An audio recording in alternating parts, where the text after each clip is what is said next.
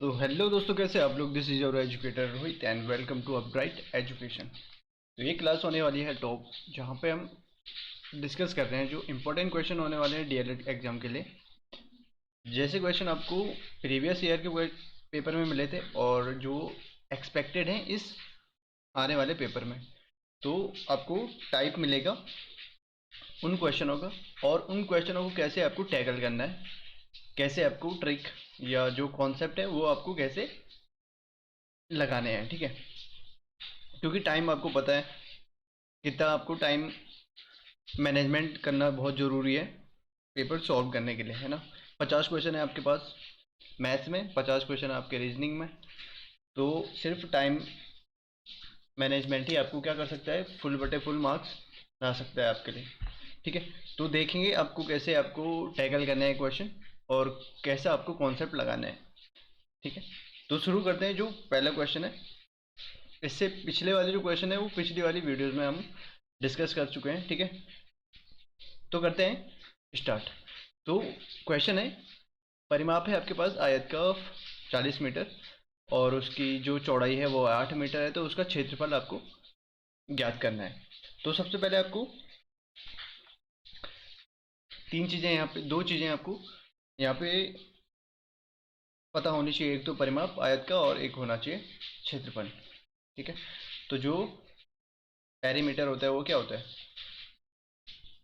2 × L + B, यानी 2 गुणा लंबाई धन चौड़ाई, है ना। तो ये वाला फॉर्मूला आप लगा दोगे, इक्वल टू 40। तो L + B क्या हो जाएगा, L + B इक्वल टू हो जाएगा 40/2 यानी 20। और आपके पास चौड़ाई आपको 8 मीटर है, तो L क्या हो जाएगी, 20 - 8 यानी 12।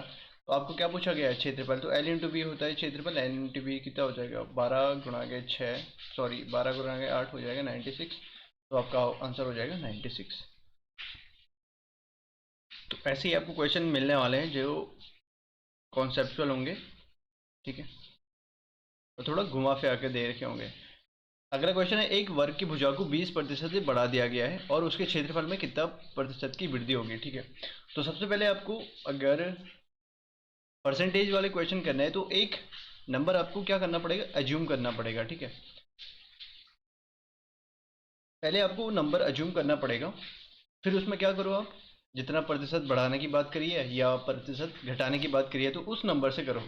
ठीक है, अब हम लेते हैं क्या, एक ऐसा नंबर उठाना है जिसमें क्या हो, ना पॉइंट पॉइंट में ना आए और क्या हो, अच्छे से कट भी जाए।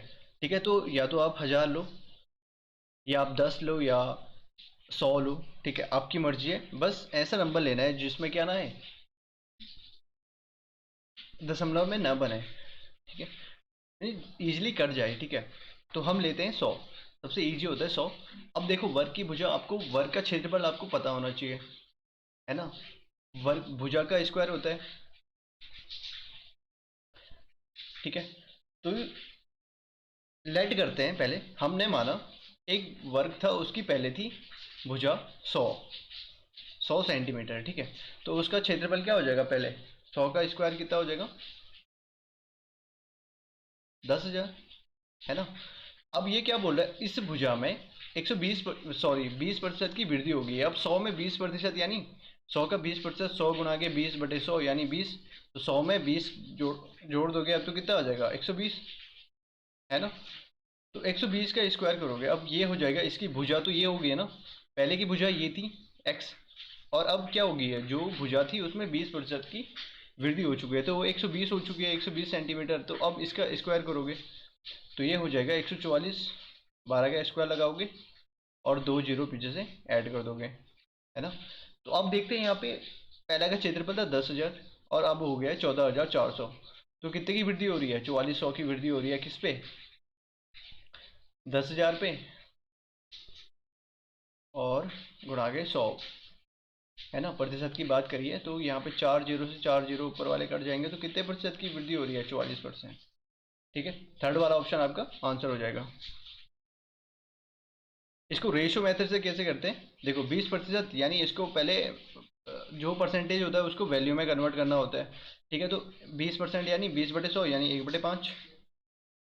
ठीक है, तो लेट कर लेते हैं, ये पहले की आपकी भुजा थी, ठीक है, पहले उसकी भुजा थी 5, अब हो चुकी है 6। ठीक है, तो अब इसका स्क्वायर करो। पहले थी स्क्वायर, जो भुजा का स्क्वायर होगा वर्ग का स्क्वायर, वो होगा 25। 20% बढ़ने के बाद ये हो जाएगा 6 का स्क्वायर यानी 36। तो कितना बढ़ रहा है, 11 बढ़ रहा है किस पे, 25 पे। तो गुना के 100 यानी यहाँ पे भी 25 को 100 और 11 को 44%। ठीक है, मैटर करेगा जो आपकी स्ट्रेटेजी, जो जिस कॉन्सेप्ट से आप कर रहे हो, या तो आप रेशियो मेथड से करो या बेसिक से करो। ठीक है, दोनों मैंने आपको बता दिए हैं, जो आपको सही लगे वो आप कर लेना। अगला क्वेश्चन है, एक रेलगाड़ी जो है 180 मीटर, नहीं सॉरी, एक रेलगाड़ी को 180 मीटर लंबे प्लेटफॉर्म को पार करने में 10 सेकंड लगते हैं और एक सिग्नल बोर्ड को पार करने में सिर्फ 5 सेकंड लगते हैं, तो प्लेटफॉर्म की लंबाई ज्ञात करनी है। ठीक है, अच्छा यहाँ पे थोड़ी सी यहाँ पे गड़बड़ है, ये रेलगाड़ी है 180 मीटर लंबी, ठीक है, और प्लेटफॉर्म की लंबाई हमको निकालनी है। तो ठीक है, तो एक जो बेसिक है, जब रेलगाड़ी ऐसी चीज को, ठीक है, जब रेलगाड़ी क्या करेगी, सिग्नल बोर्ड या ऐसे जो पोल होते हैं जिनकी हम क्या नहीं नाप सकते लंबाई, तो उसमें क्या करेंगे, सिर्फ रेलगाड़ी की लंबाई ही जुड़ेगी। ठीक है, जब रेलगाड़ी क्या करेगी, प्लेटफॉर्म या ब्रिज या दूसरी रेलगाड़ी को क्या करेगी, क्रॉस करेगी, तो उसमें क्या होगी, दोनों रेलगाड़ियों की, या रेलगाड़ी और प्लेटफॉर्म की, या रेलगाड़ी और ब्रिज की, दोनों की जो लेंथ होगी वो जुड़ जाएगी। ठीक है, तो ये बेसिक आपको ध्यान में रखना है। तो अब देखते हैं, जो रेलगाड़ी है 180 मीटर की, लेट कर लेते हैं जो प्लेटफॉर्म है उसकी लेंथ है x, इसको पार करने में लगे हैं इसको 10 सेंटीमीटर, तो सॉरी 10 सेकेंड लगे हैं। और जो आपको डिस्टेंस होता है वो क्या होता है, स्पीड इनटू टाइम, है ना। तो डिस्टेंस क्या है आपका, तो टाइम हमको क्या निकालना है, टाइम की वैल्यू, सॉरी हमको स्पीड निकालनी है ना। तो स्पीड में क्या हो जाएगा, स्पीड इक्वल टू क्या हो जाएगा, d/t। तो डिस्टेंस ये होगी 180 प्लस x, और टाइम ये हो गया, तो ये होगी किसकी, ये आ गया आपका स्पीड आ गई है। ठीक है, और जब एक ही रेलगाड़ी है तो उसकी स्पीड क्या होगी, सेम होगी। और दूसरा क्या बोल रहे हैं, उसी रेलगाड़ी को सिग्नल बोर्ड पार करने में 5 सेकेंड लगते हैं। ठीक है, 180/5, तो ये भी स्पीड, दोनों स्पीडें बराबर होंगी। ठीक है, अब यहाँ पे कर लेते हैं इसको, ये कटेगा 36 बार, और ये होगा क्रॉस मल्टीप्लाई, तो 360 हो जाएगा यहाँ पे right hand side, 180 plus x यहाँ पे रहेगा, एक्स इक्वल टू क्या हो जाएगा, 360 माइनस 180 यानी 180। तो प्लेटफॉर्म की लंबाई कितनी है, 180।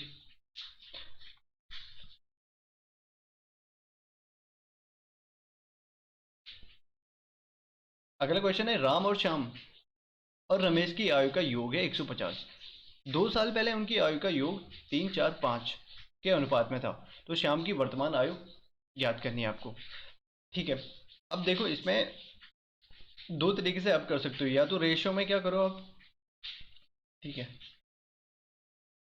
या तो अब यहाँ पे देखो। ठीक है, राम श्याम और रमेश की आयु का, आज का वर्तमान आयु का योग है उनका 150।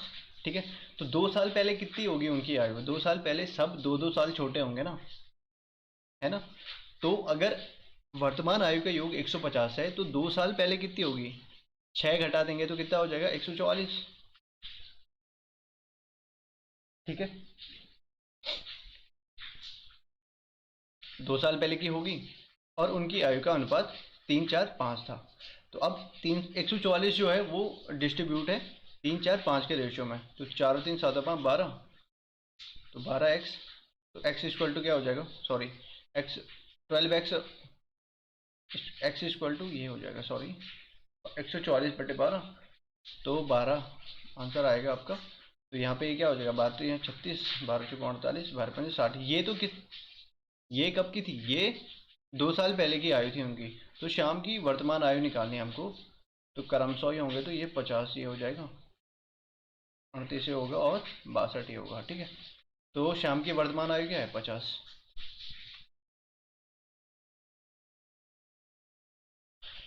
ठीक है, दो संख्याओं का गुणनफल है 49/2, एक संख्या है 25/8, तो दूसरी संख्या क्या होगी। अब यहाँ पे आपको एज्यूम करना पड़ेगा दो संख्याओं को। अच्छा ठीक है, एक संख्या तो आपको पता है ना, तो दूसरी संख्या आप एज्यूम कर लो कि x है। ठीक है, इनका गुणनफल है 49/2। एक संख्या है x, दूसरी संख्या है 25/।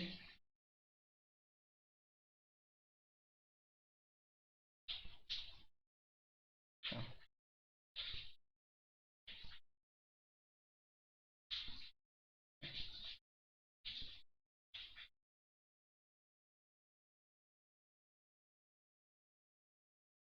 दूसरी संख्या है 25/8। तो इन दोनों को गुणा करोगे तो कितना मिलेगा हमारे पास, 49/2। तो अब यहाँ पे क्या करो, cross multiply x equal to 49/2 गुणा के 8/25। ये बेसिक चीज़ें हैं, आपको ध्यान पता होनी चाहिए। और 49 दूनी 98 दूनी 196, यानी 9×36, 4×16 3 19, 196/25। सेकेंड वाला ऑप्शन आपका आंसर हो जाएगा।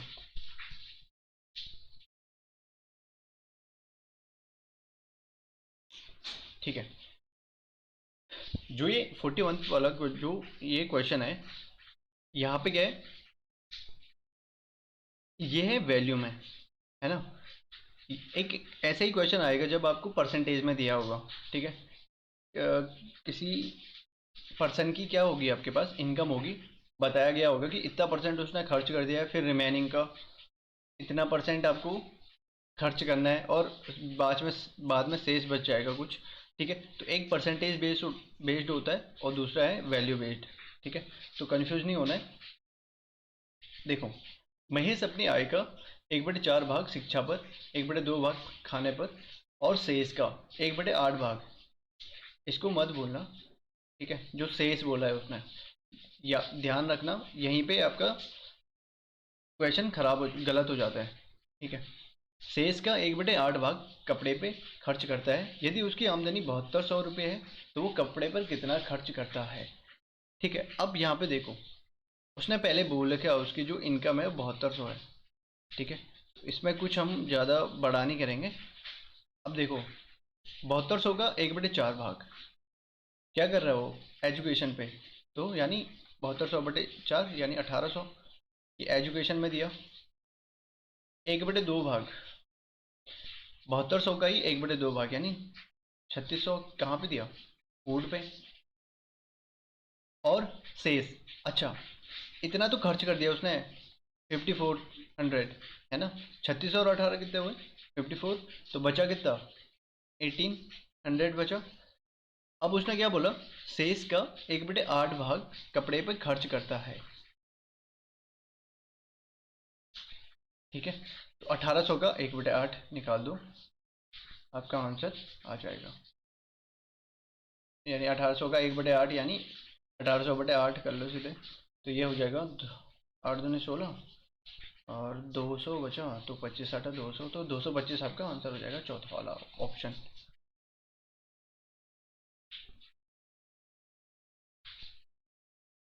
ठीक है, अगला क्वेश्चन है 42 वाला।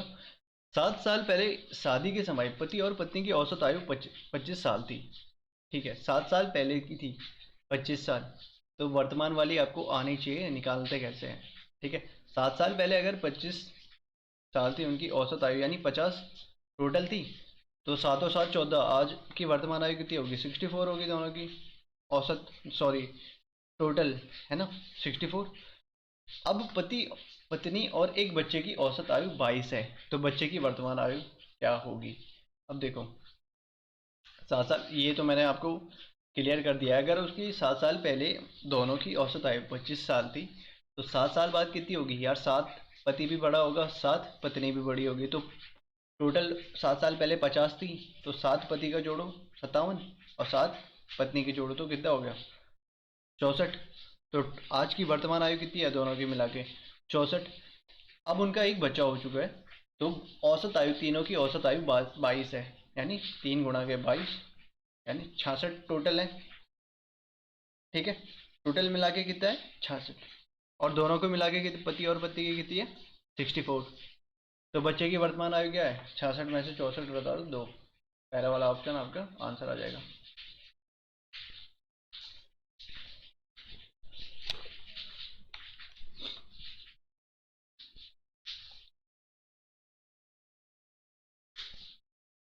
अगला क्वेश्चन है, यदि धोनी 10 पारियों में तक किसी औसत से रन बनाता है, ठीक है। अब हमको औसत मतलब पता नहीं है कितने औसत से, किस औसत से उसने 10 पारियों तक रन बनाए हैं, और 11वीं पारी में उसने 100 रन बना दिए, और औसत में 3 की वृद्धि हो चुकी है टोटल में, ठीक है। टोटल जो औसत है उसमें टोटल में 3 की वृद्धि हो चुकी है।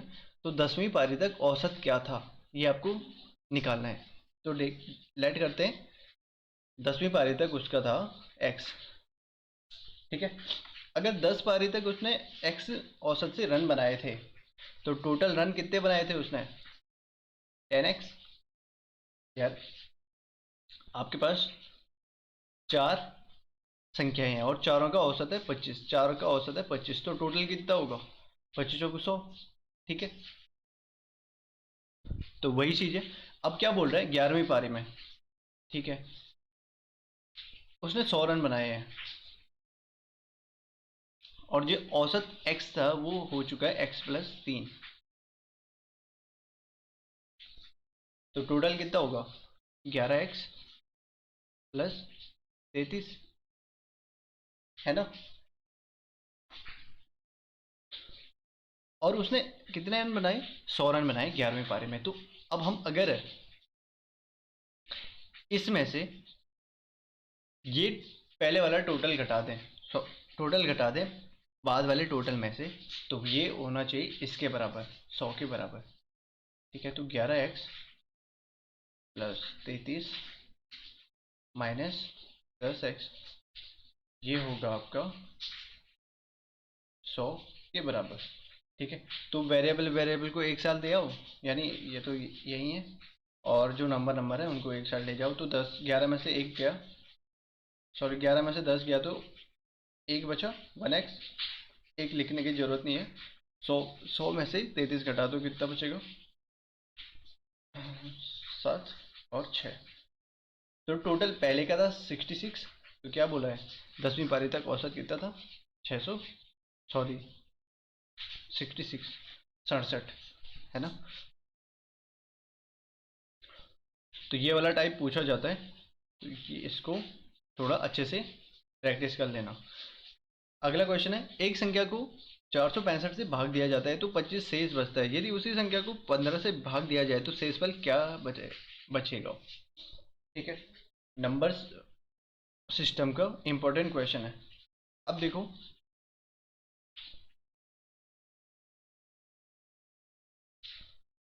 जो आपका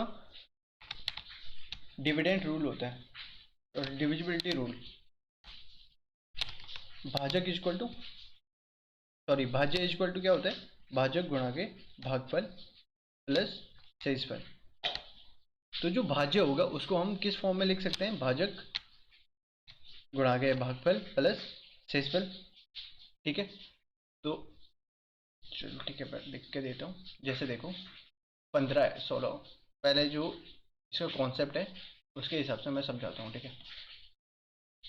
जो आपका नियम होता है वो होता है भाज्य इक्वल टू भाजक गुणा के भागफल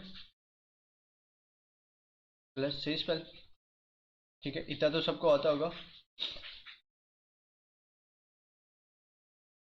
है ना। अब यहाँ पे अब इसका थोड़ा सा बेसिक समझ लेते हैं। देखो, अगर मैं मान लूँ किसी संख्या को 42, ठीक है, भाज्य मान लो मैं 42 है, और भाजक को मान लो मैं 9 मान लूँ। तो अब भाग देंगे तो कितनी बार जाएगा, पूरी बार तो भाग नहीं जाएगा, 4 बार जाएगा, है ना। यानी भागफल आ गया हमारा 4, शेषफल कितना बचा, 9 चौक 36 और 6 42, तो 6 हमारा शेषफल बच गया। तो देखो, या तो इस ये लिखो या ये, तो दोनों तो सेम ही है ना, है ना। तो यही वाला कॉन्सेप्ट यहाँ पे लगता है, ठीक है। तो जो संख्या है 465 से भाग देंगे, कोई संख्या है यहाँ पे, ठीक है। अब हमको वो संख्या का पता नहीं है, लेकिन हमारे पास भाजक है, ठीक है, जिससे भाग दिया जाता है वो भाजक होता है 465। भागफल हमको पता नहीं है कितना आया, ठीक है, x मान लेते हैं और शेषफल हमारे पास है 25। तो देखो यही तो संख्या बनेगी ये, अगर हमारे पास भागफल आ गया तो ये भाज्य ही तो बनेगा फिर। ठीक है, तो ये कॉन्सेप्ट आपको ये बेसिक आपको पता होना चाहिए, इस तरीके से लिखा जाता है। अब देखो हम क्या कर रहे हैं, इसी संख्या को 15 से भाग देंगे। अब देखो यही संख्या होगी ना वो, ये टोटल ये दोनों मिलके ही तो ये भाज्य बनेगा। अब अगर वो संख्या टोटल हमारे पास नहीं है तो हम इसमें भी तो भाग दे सकते हैं। ठीक है, तो 15 से भाग दो, तो देखो 15 3 45, इसमें तो पूरा पूरा भाग जाएगा। देखो 15 3 45, 15 कम 15। ठीक है, और यहाँ पे रहेगा आपका 25/15, यानी ये तो एक बार जाएगा और 10 आपका शेषफल बचेगा। तो ये था आपका बेसिक से। लेकिन अब यहाँ पे क्या करना होता है आपको, सीधे जो आपका शेषफल होता है ना, जब आप ट्रिक से करोगे तो शेषफल होगा उसमें आप भाग दोगे सीधे 25/15, और यहाँ पे बचेगा आपका शेष 10। ठीक है, 15 कम 15, 10 बचा आपका शेषफल, तो 10 आपका आंसर हो गया। और कैसे आपको ये ट्रिक कैसे लगानी है वो यहाँ से सीखा हमने। ठीक है,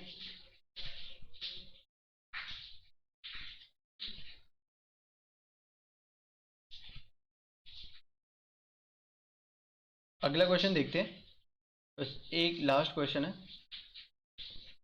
देखो आपके पास क्वेश्चन है, ये गुणा है। ठीक है, 0.75 into 0.75 into 0.75 minus 0.15 into 0.15 into 0.15। नीचे आपका 0.75 into 0.75 plus 0.75 into 0.15 plus 0.15 into 0.15। तो इसके लिए आपको सीधे एक फॉर्मूला ध्यान में रखना है, पहले हम देखेंगे फॉर्मूला कौन सा लगेगा। ठीक है, अब यहाँ पे इसको कर लेते हैं। देखो सेम है ना, ये 0.75 3 टाइम्स है, यानी x मान लेंगे अगर 0.75 को, तो x का क्यूब माइनस हो जाएगा y का क्यूब। ओके, y मानेंगे हम 0.15 को। ठीक है, तो 3 टाइम्स है तो उसका क्यूब हो जाएगा, और नीचे अगर कर लेंगे x² plus xy plus y²। ठीक है, तो क्या हो जाएगा, अब ऊपर वाले का आपको पता होना चाहिए, ये इसका फॉर्मूला होता है x प्लस वाई, नहीं sorry x minus Y, equal to, नहीं sorry x minus Y into, equal to नहीं है, इंटू है, x² plus xy plus y²। Okay, upon में क्या है आपका, वही चीज़ है, x² plus xy plus y²। ठीक है, तो इस टोटल से ये टोटल कर दिया, आपके पास क्या बचा, x माइनस वाई, यानी 0.75 में से 0.15 घटाओगे तो कितना आ जाएगा, 0.60। आपका आंसर हो जाएगा फोर्थ वाला। तो ये थे आपके जो क्वेश्चन, इंपॉर्टेंट क्वेश्चन थे। ठीक है, और पिछले वाला क्वेश्चन पेपर उठा लेना, अगर ऐसे क्वेश्चन नहीं मिलेंगे आपको, तो सेम क्वेश्चन होते हैं, बस आपको क्या होगा, थोड़े से आपको सिर्फ ये चेक करना है, आपको कॉन्सेप्ट कौन सा लगाना है, किस तरीके से आपको जब हॉल में बैठे होंगे एग्जाम हॉल में, तो कैसे आपको टैकल करने हैं क्वेश्चन। ठीक है, तो मिलते हैं आपको अब जो क्रैश कोर्स चलेगा कल से रीजनिंग और मैथ्स का। ठीक है, वहाँ पे हम सिर्फ क्या करेंगे,